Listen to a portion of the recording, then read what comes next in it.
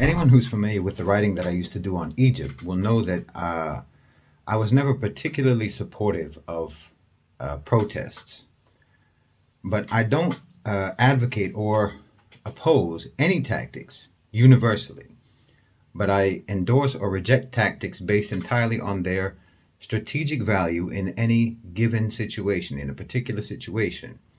Now, there's basically two types of protests. There's expressive protests and disruptive protests.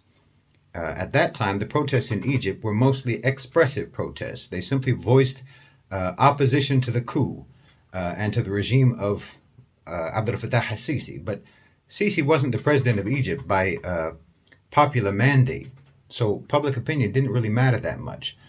All expressive protests did in Egypt was to get people jailed and basically provide the police with crowd control training. Most of the protests in Egypt were not disruptive protests, which I think could have been useful if they'd done that. But so in that situation, I did not see that the demonstrations and the protests, as they were being done, was actually very helpful. And in many ways, I think they were detrimental and dangerous for people. So you have to understand from the outset what your protest can actually do, what it can actually accomplish, what it's supposed to be, what the objective is. So if your objective is not something that can be achieved by a march or a rally or a protest or demonstration or what have you, then you will feel, and rightly so, that protests are futile, because they are futile in terms of what your objective is. But in some circumstances, even expressive protests have an important function. Like right now, expressing popular support for Palestine and opposition to genocide is important. In the West specifically, they're trying to eliminate the Palestinians from being even being in the public discourse. They're trying to erase every narrative but the Israeli Zionist narrative, which is rejected by the whole world. So particularly in the West, I think that public demonstrations of support for the Palestinians is useful and is necessary. You can't let them get away with this. World opinion, the moral position of the bulk of humanity, cannot be gagged and silenced just to please and placate the West and appease the West and make them satisfied. If protests in the West move in the direction of disruption, in my opinion, this should be strictly focused on the private sector.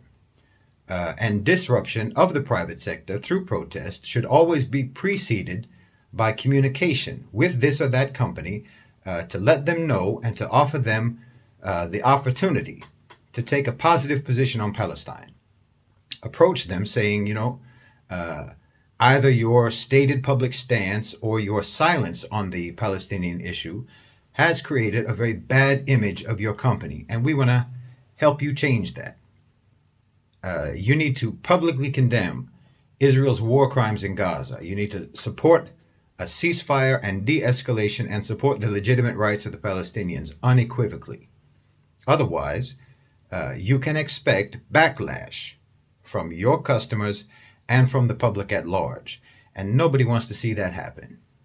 This is a message that you should send to the private sector and to companies. And depending on how they respond to the way that you've approached them, the way that they respond, then you'll decide how you should proceed. And let me say here that I'm not just talking about Israeli companies or companies that are linked to Israel or companies that donate to Israel or anything like that. Any company can be approached and should be approached to take a public stand against genocide. Any company can be approached to take the humane and moral stance on the Palestinian issue. I've talked about this before. I've talked about the spending power of Muslims in the United States, and you potentially bring that spending power to the bargaining table whenever you're talking to companies. So don't just wait until you can find, some company that you can incriminate in some way as a supporter of Zionism. Those aren't the only companies that you should be talking about, or the companies that you should be targeting for your activism. You should take it as a default that every company supports Zionism unless they publicly say otherwise, unless they publicly support Palestine. Any company. You don't need a list. You don't need to get a list of companies to boycott. You already have a demand. And you can make that demand to any company in your city, any company in your state, any company in your town, any company in your locality. You can make that demand regardless of whether they've made a public statement or not, unless they've already made a public statement in favor of the Palestinians. Now, say with McDonald's, a disruptive or even an expressive protest outside of McDonald's could be effective. It prevents people from going into the McDonald's. It prevents them from going to the drive-through and so on. It hurts their reputation in the market. It associates them with atrocities, and potentially it harms their profitability. And that's all that matters. That's the only thing that the company will look at, McDonald's or any other company. If your public protests have no impact on their bottom line, you can protest 24/7. It won't make any difference. But if the protests hurt their revenues, if their position hurts their revenues, then they'll change their position. Well, they're obligated to change their position in that case. They're obligated to their shareholders to change their position for the sake of profitability. Then if you want to intensify your tactics, for example, you could plaster their windows with flyers that have text about the situation and about the connection of that company, McDonald's, to the genocide, with pictures of the victims, with the McDonald's logo. If you plaster those all over the windows, then that hinders customers from going there. It's not a pleasant dining experience. This will impose loss of revenues. You will impose potentially a cost on the company for removing the flyers and so on. It's all about mathematics, basic math. You have to make the companies calculate whether it's more profitable for them to support or to be silent about genocide, or more profitable to publicly oppose genocide. And it's our job to make sure that supporting genocide is costly, too costly to sustain. Opposing genocide has to be better for business than supporting it, or better than being silent about it. And you have to force them to take a stand. You have to do that by ensuring that the stand you want them to take is the only way that they can meet their revenue targets.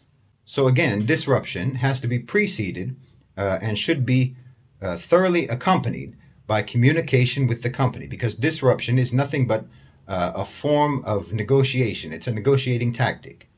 Disruption just lets them know the cost of their intransigence if they don't listen to you, if they don't comply with your request. It's the cost of not negotiating with you, refusal to negotiate. And obviously I'm talking about disruption within the limits of the law, civil disobedience, civil disruption, protest that's covered by free speech, and so on. I'm not talking about anyone breaking the law.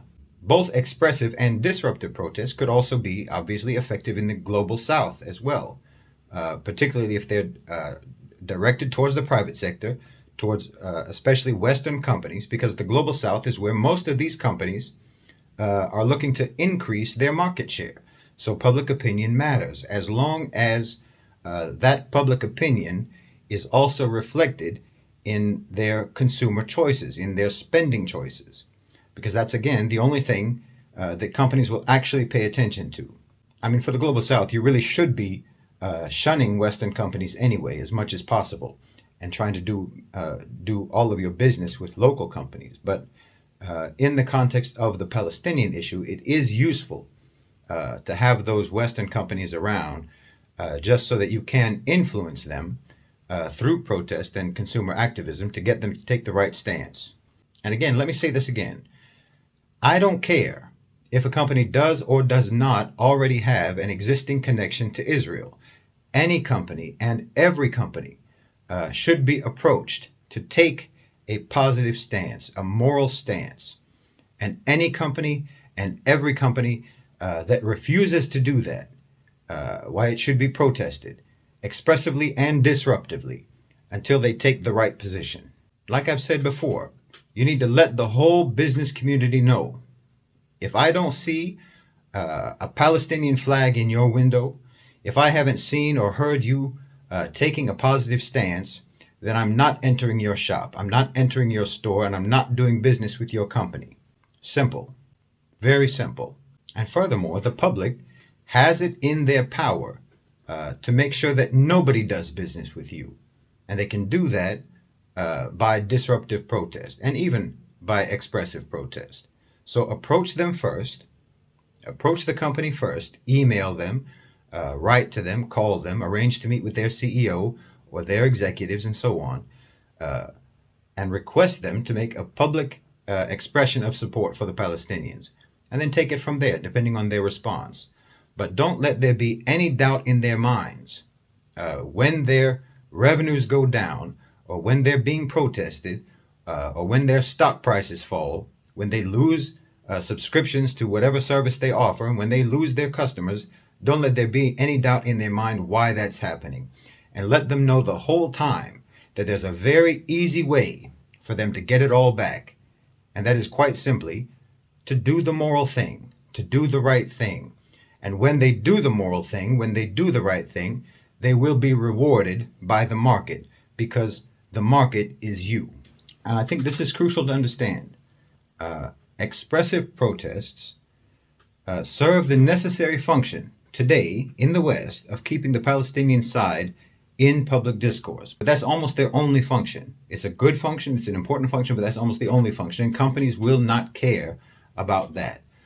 But companies will absolutely care about how you express your convictions through your consumer choices, through your activism, and whether or not you pursue disruptive protests to impact their profitability and their operational efficiency. And then, once they take a public stance, once they take a positive public stance, you can escalate as well. You don't have to be satisfied with that. Ask them to do more. Ask them to use their influence and their economic power to lobby the government, recruit the power of the private sector to support the Palestinians.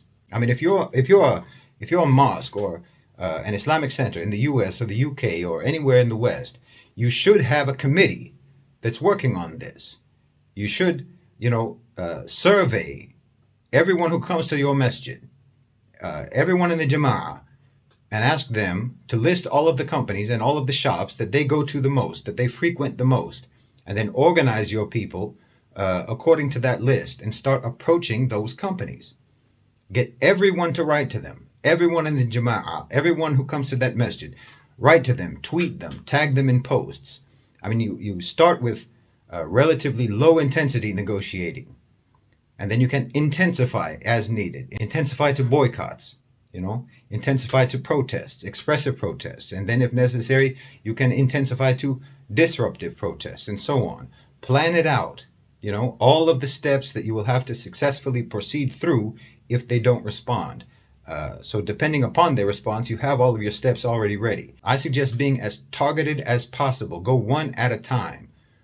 Get one success at a time, and then just move down the list. And every success will already be a message to every other company on that list, so that when they see you coming, they already know that they should comply to avoid the headache. Be methodical, be strategic, and be persistent. And where it applies, when a company might have overseas branches, and if you're an immigrant in the West, and there's large Muslim immigrant populations in the West, you can use that too. Tell the company, I don't only represent our Muslim community here in this city, or here in this county, or here in this state, but we are coordinating with our people back home. And your response to our request will be communicated to them. And your response is going to impact your business here and your business there. So we suggest you think wisely. I'm telling you, there's a lot you can do. There's a lot you can do. You have enormous power if you just use it. You have enormous power. And once you start influencing the influencers, influencing the private sector, where your power will be amplified exponentially. And inshallah, we'll start to be able to see real results to make the situation better for the Palestinians.